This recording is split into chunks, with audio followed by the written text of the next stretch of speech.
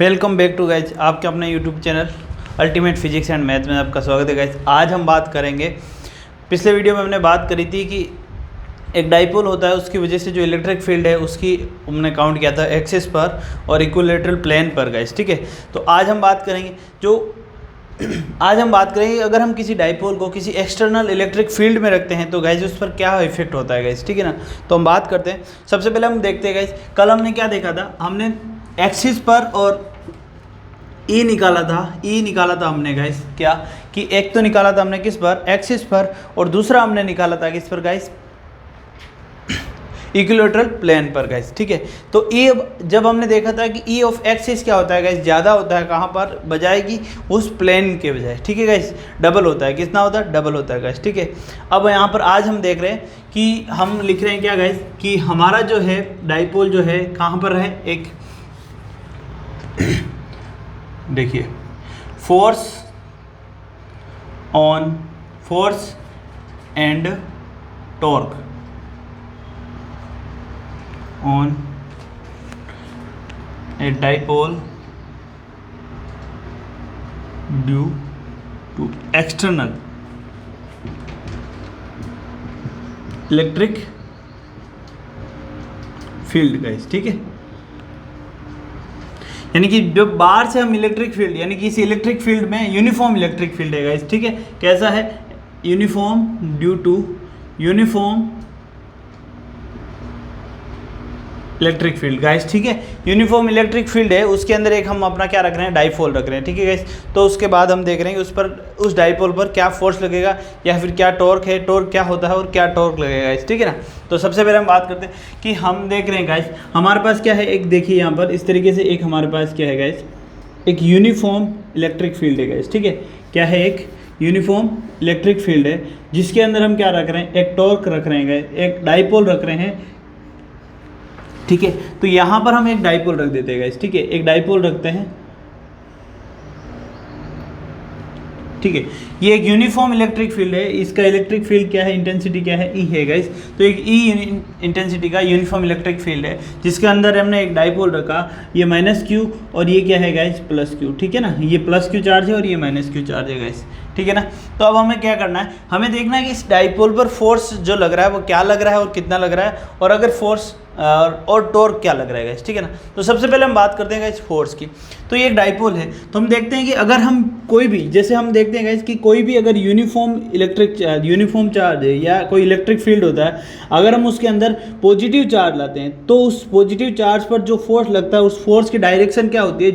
जिस तरफ जो डायरेक्शन है ना इलेक्ट्रिक फील्ड की डायरेक्शन होती है, वही उस पॉजिटिव चार्ज पर फोर्स लगता है ना उसकी डायरेक्शन होती है। यानी फोर्स की डायरेक्शन किस साइड में होगी, इलेक्ट्रिक फील्ड की डायरेक्शन में। वहीं अगर इसमें अगर हम नेगेटिव चार्ज लाते हैं तो इसकी डायरेक्शन क्या होगी, इलेक्ट्रिक फील्ड, इस पर लगने वाले फोर्स की जो डायरेक्शन होगी वो इलेक्ट्रिक फील्ड के डायरेक्शन के अपोजिट डायरेक्शन होगी गाइस। ठीक है ना, तो ये बात हमें पता है। तो यहाँ से हम देखते हैं गाइस, क्यू पर जो फोर्स लगेगा, इस पर प्लस क्यू पर जो फोर्स लगेगा उसकी डायरेक्शन किस तरफ होगी, इस तरफ, जिस तरफ ई की डायरेक्शन है। और इसकी अगर इसका चार्ज का जो चार्ज है इसका मैग्नीट्यूड क्यू है, तो इस पर फोर्स लगने वाला फोर्स कितना हो जाएगा, एफ बराबर क्या हो जाएगा, क्यू ई गाइस। ठीक है ना, एफ बराबर क्यू हो जाएगा, क्यू ई। सेम इसी तरीके से अब ये क्या है, माइनस क्यू है। अब इस पर जो फोर्स लगेगा किस साइड में लगेगा, किस तरफ लगेगा, इस अपोजिट लगेगा, किसके, इस ई के, जो हमारा इलेक्ट्रिक फील्ड है उसके अपोजिट डायरेक्शन में लगेगा। लेकिन लगेगा कितना, same F equal to q E minus q E. ठीक है guys, F equal to minus q E guys. ठीक है ना, इसकी डायरेक्शन क्या है, अपोजिट है गाइस। क्या है, इसकी डायरेक्शन कैसी है गाइस, अपोजिट डायरेक्शन है। अब देखते हैं गाइस, यहाँ पर फोर्स की बात है, तो इस डायग्राम से हमें फोर्स में क्या पता चल रहा है कि इस टॉर्क पर जो नेट फोर्स लग रहा है, हम देख रहे हैं गाइस, अब मैग्नीट्यूड क्या है, दोनों का चार्ज का सेम रहता है गाइस, और ई भी सेम है, तो इसका मतलब नेट मैग्नीट्यूड तो इन दोनों का क्या सेम है, और डायरेक्शन इन दोनों क्या है, अपोजिट है। तो इस पर जो नेट फोर्स लग रहा है गाइस, वो नेट फोर्स कैसा लगेगा, जीरो लगेगा। यानी कि नेट फोर्स जो इस डाइपोल, ये जो डाइपोल है, इस पर जो नेट फोर्स लगेगा वो क्या लगेगा गाइस, जीरो लगेगा, क्योंकि ये फोर्स जो है दोनों एक दूसरे के अपोजिट है, और पैरेलल और अपोजिट है गाइस। ठीक है ना, तो इनका नेट फोर्स क्या हो जाएगा, जीरो हो जाएगा। लेकिन हम यहाँ पर देखते हैं गाइस, यहाँ पर नेट फोर्स तो जीरो हो गया, लेकिन जब कोई दो फोर्स पैरेलल होते, एक दूसरे के पैरेलल होते हैं गाइस, ठीक है ना, दो एक दूसरे के पैरेलल होते हैं और कुछ डिस्टेंस पर लगते हैं, एक दूसरे के पैरेलल कुछ डिस्टेंस पर लगते हैं, तो उनके अंदर क्या हो जाता है कि अब ये नेट फोर्स तो जीरो हो गया, लेकिन इस फोर्स की वजह से इस डाइपोल में क्या हो जाता है, एक टॉर्क हो जाता है, एक क्या हो जाता है, टॉर्क जनरेट हो जाता है, और वो टॉर्क कितना है वो हमें फाइंड आउट करना है गाइज, ठीक है ना। उसके अंदर इसमें क्या हो जाएगा, एक टॉर्क जनरेट हो जाएगा गाइज, ठीक है। तो फिर हम बात करेंगे टॉर्क की। तो यहाँ पर बात समझ में आई कि अब यहाँ पर डिस्टेंस क्या है, डी, ठीक है। अभी टॉर्क की बात करेंगे, सबसे पहले हम लिख लेते हैं गाइज। अब हम बात करते हैं, अब इसको हमने रखा कहाँ था, इस जो डाइपोल रखा था इसको हम ई के साथ में एंगल किस थीटा पर एंगल पर रखा था, किस एंगल पर रखा था गाइज, इसको एंगल थीटा पर रखा था गाइज, कि हमने इसको क्या है ई में किसी थीटा एंगल के साथ रखा था, ठीक है गाइज। चलो यहाँ पर हमारा इसमें एंगल का कोई इफेक्ट नहीं पड़ रहा है गाइज, क्योंकि ये दोनों फोर्स जो है एक दूसरे के क्या है, पैरेलल है गाइज, ठीक है ना। चलो अब बात करते हैं गाइज, यहाँ पर देखिए, अब हम सबसे पहले देखते हैं, हम इसको लिख लेते हैं गाइज। आपको नेट फोर्स जीरो क्यों हो गया ये आपको समझ में आ गया होगा। अब सबसे पहले हम लिख लेते हैं कि लेट ए डाइपोल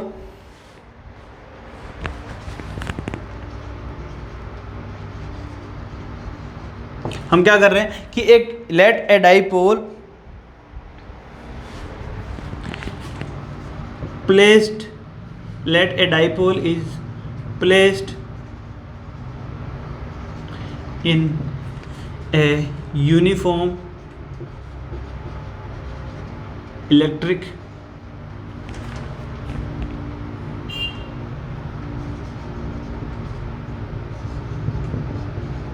field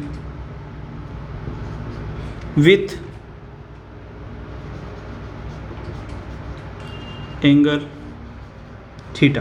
यानी कि हमने क्या किया, सबसे पहले हम कह रहे हैं कि let a dipole placed in a uniform electric field with angle theta, यानी कि हमने एक डाइपोल लिया है जिसको हमने क्या कर दिया, एंगल थीटा के साथ इस यूनिफॉर्म इलेक्ट्रिक फील्ड में प्लेस कर दिया है, ठीक है गाइस, रख दिया। तो यहाँ पर हम देख सकते हैं क्लियरली, अब यहाँ पर लिख सकते हैं क्लियरली, यहाँ पर आप हेडिंग वापस लगा लेना, फोर्स इन द, ठीक है, इसकी पहले फोर्स की बात कर रहे हैं तो फोर्स ऑन डाइपोल, तो पहले फोर्स ऑन डाइपोल लिख के फिर लिख सकते हैं हम देखते हैं। अब हम बोल सकते हैं clearly net force on dipole, यानी कि यहां पर हम देख सकते हैं कि भाई net force on dipole is क्या है, जीरो, इज क्या है, जीरो, कैसा है, इज जीरो गाइस, ठीक है। यहां पर नेट फोर्स क्या है डाइपोल पर, ये क्या है, जीरो है गाइस, सिंस इज यूनिफॉर्म, ठीक है ना गाइस। जब ई क्या है, यूनिफॉर्म, अगर ये यूनिफॉर्म नहीं होता है, अगर ये यूनिफॉर्म नहीं होता है तो क्या होता है गाइस, एक साइड में अगर एफ ज़्यादा हो जाता है और एक साइड में एफ कम हो जाता है तो वहाँ पर फोर्स जीरो नहीं होगा, और वहाँ पर हम देख सकते हैं कहाँ पर ई ज़्यादा है और कहाँ पर कम है, और जो नेट फोर्स आएगा वो हम उसी हिसाब से निकालेंगे गाइस। लेकिन यहाँ पर हम देख रहे हैं सिंस ई इज यूनिफॉर्म तो हमारा net clearly net force is zero, ठीक है गाइस, क्योंकि हम देख पा रहे हैं कि यहाँ पर ई क्या है गाइस, जीरो है। अब हम बात करेंगे नेक्स्ट, हम बात करेंगे ये फोर्स के लिए आप लिख सकते हो स्टेटमेंट। अब नेक्स्ट हम बात करते हैं गाइस टॉर्क, किसकी बात करेंगे, टॉर्क की, ठीक है guys, torque on a dipole.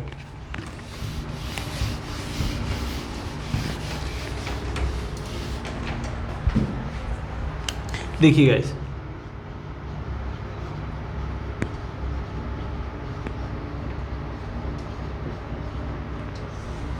यहाँ पर हम क्या देख पा रहे हैं गाइस, जब हमने इस डाइपोल को हमने यूनिफॉर्म इलेक्ट्रिक फील्ड में रखा गाइस, तो हम देख पा रहे हैं गाइस यहाँ पर जो फोर्स लग रहा है इस डाइपोल पर, जो नेट फोर्स लग रहा है वो तो जीरो है, लेकिन हम देख पा रहे हैं कि ये दोनों फोर्स एक दूसरे के क्या है, पैरेलल है और अपोजिट है। कैसे हैं, पैरेलल है और अपोजिट है, और जिसकी वजह से, और कुछ डिस्टेंस पर है, जिसकी वजह से इस पर क्या हो जाएगा, एक टॉर्क जनरेट हो जाएगा, और उस टॉर्क का मैग्नीट्यूड कितना होगा वो हम देखते हैं गाइस, कि भाई इस पर जो लगने वाला टॉर्क है ना उसका मैग्नीट्यूड क्या होगा गाइस। उस टॉर्क की वजह से क्या होता है कि रोटेशन होता है गाइस, रोटेशन होता है, हम आपने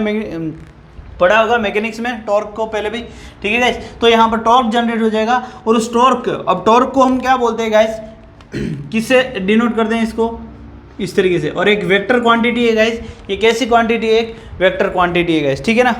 चलो गाइस, अब बात करते हैं कि मैग्नीट्यूड ऑफ टॉर्क क्या होगा। यहाँ पर जब हम टॉर्क जनरेट होगा तो इस टॉर्क पर मैग्नीट्यूड क्या होगा, तो देखते हैं गाइस। टॉर्क क्या होता है गाइस, टॉर्क होता है the magnitude of the torque, हम लिखेंगे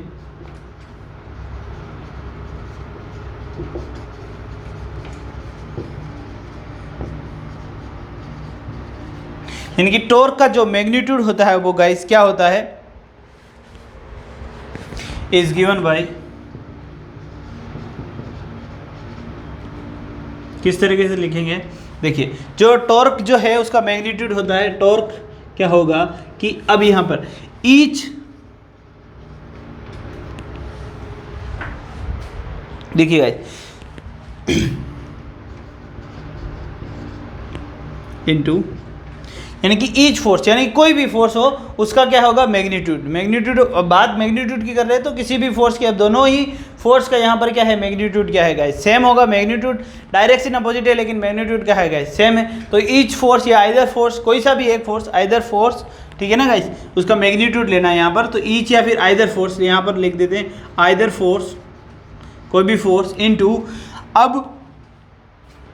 परपेंडिकुलर डिस्टेंस बिटवीन द, यहाँ पर हम देखेंगे perpendicular distance between the two anti parallel force, यानी कि परपेंडिकुलर डिस्टेंस, परपेंडिकुलर डिस्टेंस क्या, यानी कि ये पैरेलल फोर्स इस तरफ है और ये पैरेलल फोर्स इस तरफ है, ठीक है ना गाइस, ये क्या है, दोनों पैरेलल फोर्स है, ये क्या है परपेंडिकुलर डिस्टेंस, दोनों की फोर्स की परपेंडिकुलर डिस्टेंस ये होगी, तो perpendicular distance between two parallel force, यानी कि इन दोनों पैरेलल फोर्स के बीच में, इन दोनों पैरेलल फोर्स के बीच में जो परपेंडिकुलर डिस्टेंस है ना वो वाली, और वो डिस्टेंस कौन सी, ये वाली, तो ये डिस्टेंस है ना, तो हम देख रहे हैं गाइस कि परपेंडिकुलर डिस्टेंस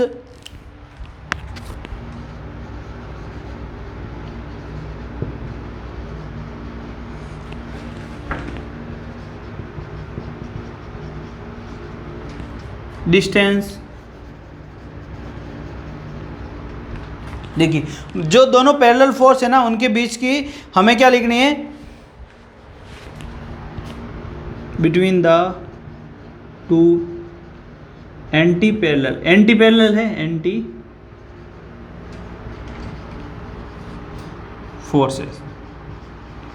दोनों जो एंटी पैरेलल फोर्सेस है गाइज, हमें इनके बीच की क्या करनी है, परपेंडिकुलर डिस्टेंस निकालनी है गाइज, वो लिखनी है। तो यहाँ पर हम देख पा रहे हैं गाइज टॉर्क क्या हो जाएगा, टॉर्क बराबर, अब आइदर फोर्स, कोई भी एक फोर्स ले लो, कोई भी एक फोर्स का मैग्नीट्यूड ले लो, तो उस फोर्स का मैग्नीट्यूड यहाँ पर क्या है गाइज, क्यू ई, ठीक है गाइज, ये हमने लिख दिया क्यू ई इनटू, अब देखिए गाइज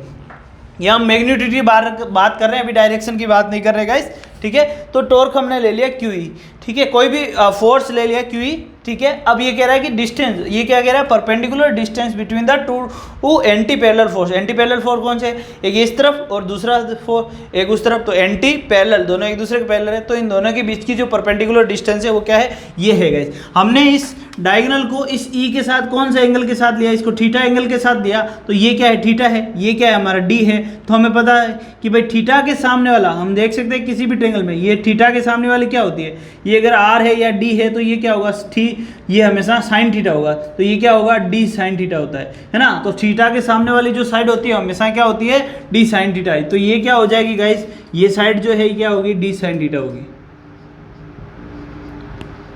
तो ये क्या है गाइस, ये कितनी होगी, ये डी साइन थीटा होगी, और ये क्या, अगर इसको लिखना होता तो ये क्या होगा गाइस, डी कोस थीटा होता है गाइस, ठीक है ना, थीटा के साथ वाली जो साइड होती है वो क्या होती है, डी कोस थीटा होती है, और जो थीटा के सामने वाली होती है वो हमेशा डी साइन थीटा होती है, तो वो क्या हो जाएगा गाइस, डी साइन थीटा हो जाएगी, तो यहाँ पर हम लिख सकते हैं क्या है गाइस, डी साइन थीटा, तो डिस्टेंस दोनों के बीच की कितनी है, परपेंडिकुलर डिस्टेंस दोनों फोर्स के बीच में कितनी है, डी साइन थीटा गाइस, क्या है, डिस्टेंस दोनों परपेंडिकुलर फोर्स के बीच में क्या है, डी साइन थीटा गाइस, तो यहाँ पर हम लिख सकते हैं आगे टॉर्क बराबर क्या हो जाएगा, अब क्यू ई, ठीक है guys, Q E D sine theta, तो मैं क्या लिख सकता हूँ, Q D E sine theta, ठीक है गाइस, है ना, तो यहाँ पर आप देखिए गाइस टॉर्क इक्वल टू क्या है, अब मैं इस क्यू डी को क्या लिख दूँ, मोमेंटम ऑफ डाइपोल, डाइपोल का मोमेंटम क्या होता है, पी इक्वल टू क्या होता है, क्यू डी होता है, ठीक है, तो मोमेंटम ऑफ डाइपोल, तो क्यू डी क्या हो जाएगा,